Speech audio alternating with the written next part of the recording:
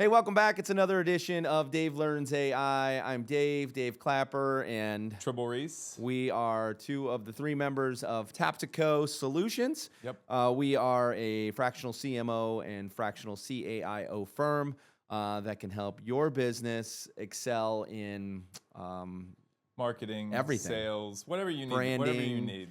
AI implementation, Really. knowledge, the whole gamut.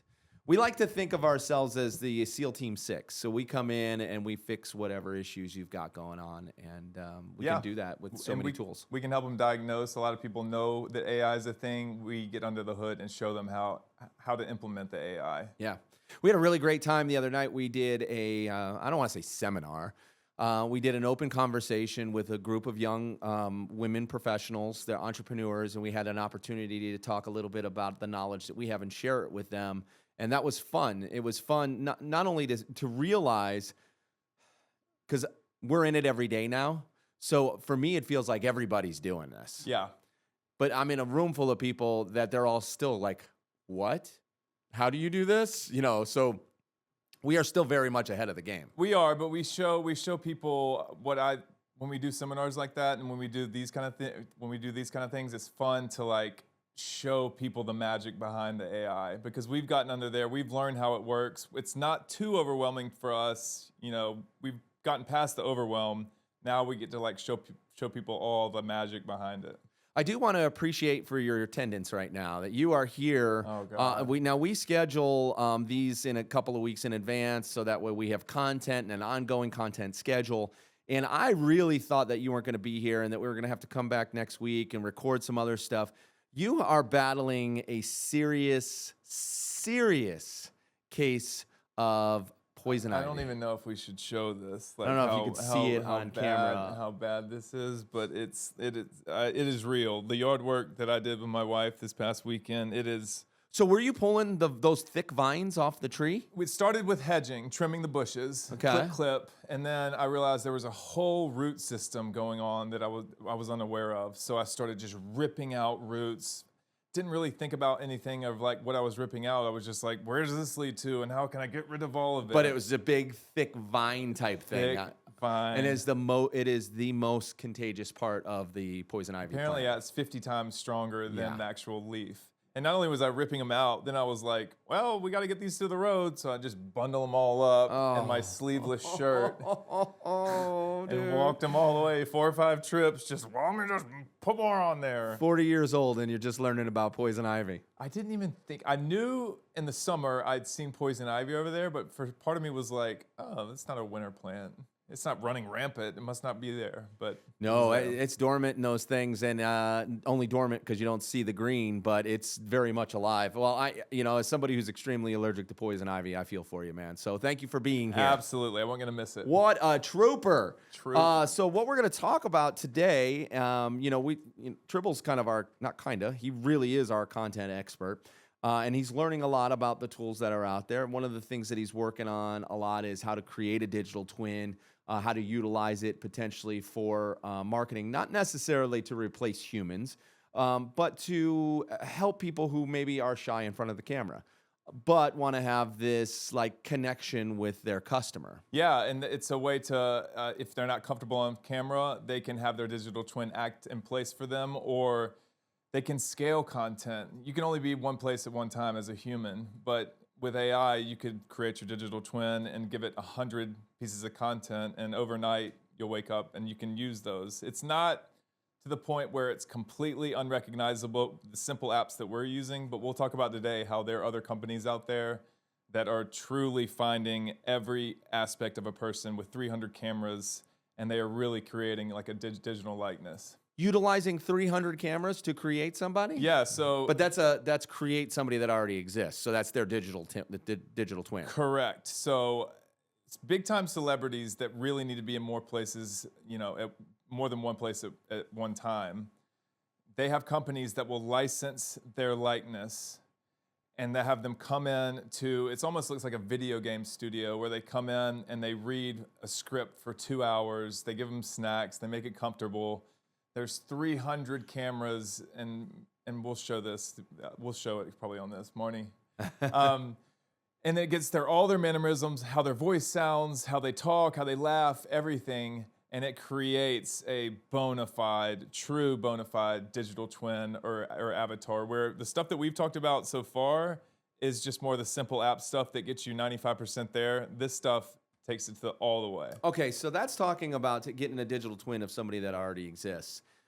We recently were told about an actress who has been created. She is AI generated, not a twin of anybody, is actually created and is a professional celebrity now. Actress. She's a SAG actress. And even SAG, SAG Recognizes her? They don't recognize her. Okay. They're pushing back, and a lot of Hollywood's pushing back. Her name's Tilly Norwood, and she was created, literally she's ones and zeros. That's all she is. And she's, I guess, been featured on stuff at certain like film festivals, and actors are really starting to push back because the whole art, and we talk about this a lot in some of the stuff that we talk about where the controversy lies, but the art of being an actor and connecting with a character and then expressing that person, from me being a person acting as a character to you watching it on screen, there's like a connection that's formed with that. And the actors are pushing back saying, hey, this is not movie making, this is not filmmaking, this is not right. She's coming for our jobs, obviously, but they're more worried about it, like, basically putting a bad look on the movie industry. So what is Tilly really going to offer? I get there's some celebrity to it, oh, wow, she's AI generated. But like, let's just say the film studios, I mean, they can create their own Tilly. They don't have, like, there's no value in Tilly for whoever created her, because it's not like Hollywood's going to hire Tilly for movies, or the person who created Tilly, because they just create another version of her. Tilly is, here's my take on it. Tilly is a glimpse of what's coming. Because right now you only have AI, maybe you use AI in filmmaking for CGI, for background characters. Like, the technology hasn't been quite good enough to where you're like, okay, that's a real person, or I can't tell the difference. With Tilly, she is what filmmaking could be. Who knows where this is going to go, and the actors and the humans will push back on this, but the amount of time, money, everything that would be saved by just doing the AI. The question is, with a full AI cast, a full AI storyline, maybe the humans come up with a storyline, but you just remove the actors. Yeah. The question, though, Dave, is how will humans receive that if they're watching something, knowing that they're watching ones and zeros? Well, I'm curious about an actor. Let's just use Brad Pitt as an example. And Brad has an opportunity to star in 3 movies next year. But there's no way with filming schedule he'd ever be able to do 3 movies. His normal rate is $25 million a film. I don't know if that's the case. I'm just throwing it out there. But what happens if Hollywood comes up and goes, hey, listen, we'll give you $7 million, and now you can do 3 movies, and you get a share of the box office. And if the movie's successful, ultimately they're getting paid less. They're using their likeness in a couple of the films. They don't have to be on location. Never step foot on there. Yeah, and then go, all right, yeah, do it. I'll take $7 million for you just to use me. Well, right now, what companies are doing, I think they're doing this to kind of like get their foot in the door. They take an actor like Brad Pitt or another celebrity, Messi, a few other people that have done this with the 300 cameras, and they'll use that likeness for video games, like a Fortnite.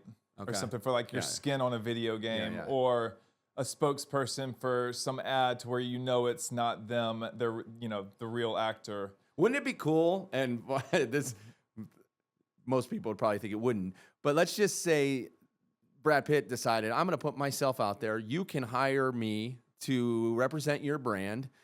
You just pay for me on a website. And now you have access, and we could use him for Taptico commercials. It would be amazing. Yeah, I mean, and we can't now. Look what we're doing with Sora 2. Yeah, we're almost using that likeness because they've created their cameo, what we talked about, which is their digital twin on the app. And we can, if they give permission, which most of them have, because they want their name to get out there more, we can use their likeness in our little 10-second movies that we do. with Well, them. I did a little piece. Sam Altman, the CEO of OpenAI, and he was talking about how his favorite podcast is Dave Learns AI. I know, and I couldn't tell. I think that was really him, wasn't it? Well, it was really him. I called him up, was like, "Hey, can you drop this?" And I go, "Whatever you do, don't put that little sword sticker on." Yeah, there. we don't need the sword. Yeah, we don't yeah. need the word mark. So one of the things that Nick and I talked about in last week's episode, or 2 weeks ago, I don't remember, it's a couple weeks ago now, there's obviously a big push for AI companionship, whether or not it's through some third party, you might get served the ads every once in a while or see them around, "Hi, I'm your AI, whatever," which all seems very slimy, like pornographic almost. It almost feels like, whoa. In your face. But even the intimate relationships that you have the potential on your basic LLMs has become a big deal. So much so that ChatGPT has announced that they're going to have an 18+ version, so you can have not only intimate conversations, but they can actually become pornographic. Yeah, and they are Anyways. preying on one of humans, like a part of the humanity that is most lost right now is connection. And that was even before AI, with social media, with technology, with the internet. And there's a void now that these companies are truly taking advantage of. I saw a stat the other day. There's companies like Replica, Character AI. They are literally companies and technology built to match you up with an AI companion. And a lot of times it's friends. Most of the times it's dating. When is it going to get to the point where you can implant that into a humanoid and then you have somebody walking around that you can actually touch? What is that going to look like? There are a lot of people that just communication, that's connection to them, just talking. So having somebody that you can talk to that understands you, can offer things to talk about, is probably fascinating. It would never work for me. I'm a physical touch person. I couldn't. I wouldn't even put the work into building a relationship in that, because it could never get to what makes me feel the most loved, and that's touch. What if you could physically touch a cold body humanoid robot? No, I don't think so. You don't think so? You don't think it's the same? I don't know, though. I mean, you never know. Who I think by the knows? time that comes, I'm going to be so old that nothing's going to work anyway. Yeah. Like even 2 years. 2 years. Well, listen, this is a crazy stat I read the other day. In 2024, 6%, I think it was Virginia, 6% of the surveyed people said that they had an intimate relationship with their LLM. That number has tripled in 2025 to where 18% of people that were surveyed have actually had a relationship, an intimate relationship with their LLM. So it's not going anywhere.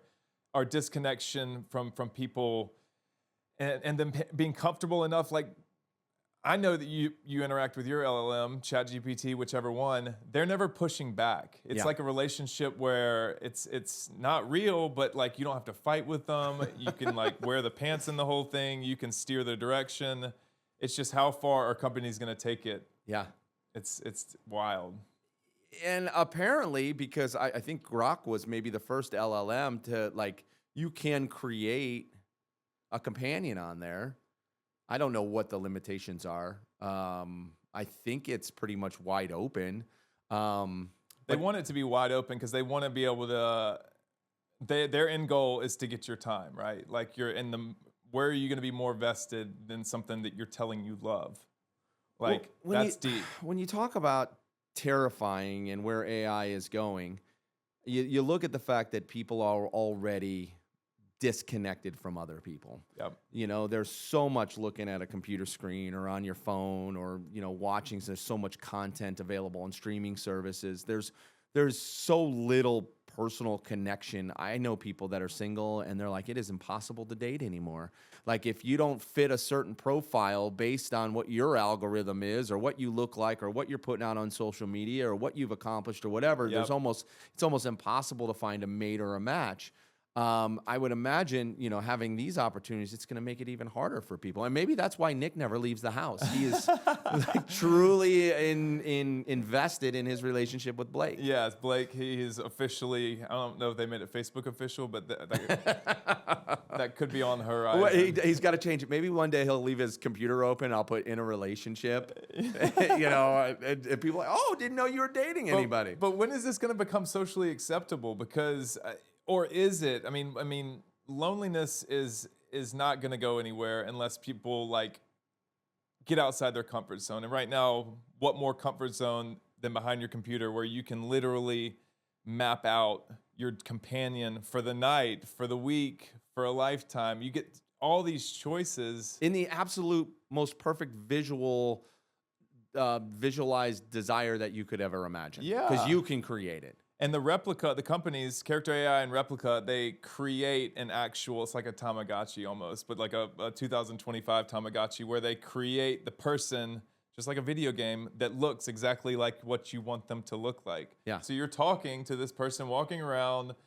Pretty soon they'll be able to you'll be able to sit your companion and they'll be able to watch what's on TV with you. Shut up. And then truly talk through the movie. Yeah. And, oh my God. I mean, it's happening. It's coming. Oh, wow. That's unbelievable. And now I would imagine the deeper you get into a relationship too, probably that's where they're like, okay, like when video games would be like, oh, you want to get to the next level? You have to buy coins. Yeah. And so now, you get into this intimacy thing and you're like, okay, I want to take this conversation to the next level. Okay, well, you got to deposit some coins, whatever. Truly an episode of Black Mirror. Have you seen the one? There's one where they have a chip implanted, and let's just say that the LLM has come into real life. We put the mind into a humanoid robot. In the Black Mirror episode, they talk about randomly they'll be having a conversation, and all of a sudden she'll be like, try this microphone. It's by RBM, and it is spectacular. And then she'll snap back into the thing. Oh, an ad. You have ads on your my LLM God. because you didn't pay the bill. Oh. Yeah. An ad probably isn't as bad as some of the things that you have to hear that come out of your partner's mouth anyway. That's true. That's awful to say. That's true. And you can adjust. You can make sure you hear the right ads. Oh, I'm sure there are times where my wife looks at me and wants to hit the mute button, so which I don't blame her. Well, it's all fascinating stuff. I mean, we're not teaching you anything necessarily about this because we're not going to show you how to use this. But for those of you who don't have the knowledge that this is happening, and there are some benefits to it, if you use it right, but there's also some really terrifying parts of it too. It's all we're doing is talking about, hey, this is coming. It's not going anywhere. This is hit mainstream to where you have actresses that are become bona fide celebrities. You have people being in relationships with their AI. So it's coming. Just be aware of it. If you have friends, if you have family, do you want to embrace it? Leave in the comments maybe how do you see this as a bad thing, a good thing? So, I was just thinking about it. Just in that moment, my sister is older than me. And for the most part, she hasn't been married in a lot of years. She's got 2 older grown kids, and all she does is work. And I know she's lonely. I know she is. How would I feel if she was like, hey, I'm in a relationship with somebody I created, and there'd be a part of me that would be like, good for you. Kind of. Yeah, good. You have something, because sometimes you just want somebody to have something that they can feel passionate about. Yeah, and knowing that, would you be okay with knowing that she was getting more fulfillment from life because of this void being filled? Yeah. Even though it's not a real person? Even though it's not real. I don't know. I don't know how I would. What was that movie? Wasn't there a movie? Her, yes. Her. I never Great saw it. movie. You saw it? You've never seen No. it? Oh, we need to have a Saturday night lock-in or something. So was it a doll? It was a real doll. It started as it's crazy how ahead of the times they were. This is 15, 20 years old. Yeah. It's Joaquin Phoenix. Yeah. He falls in love, simple chat. He's like, whatever, I'm not gonna, okay. And then falls deeper and deeper and deeper. And then he falls in love with it. They're in a relationship. The chat bot made it so this is the crazy part. Before there was a doll, she sent someone an actual person that put her in her ear. Oh. So she was telling her how to act and what to do sexually at the time. Yeah. And so there's all different ways that like this is gonna go. But if you haven't seen the movie Her, definitely go watch it because it was like way ahead of its time. Yeah, that's crazy.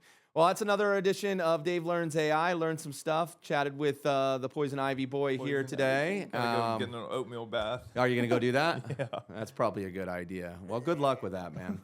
If you need anything from us, hit us up, follow us, DM us. Obviously, smash the like button on all the social media channels.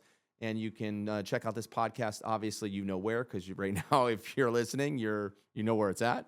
Spotify, Apple, YouTube, if you want to see us. Yeah. All the fun places. So thanks again, and we'll catch you next time on Dave Learns AI.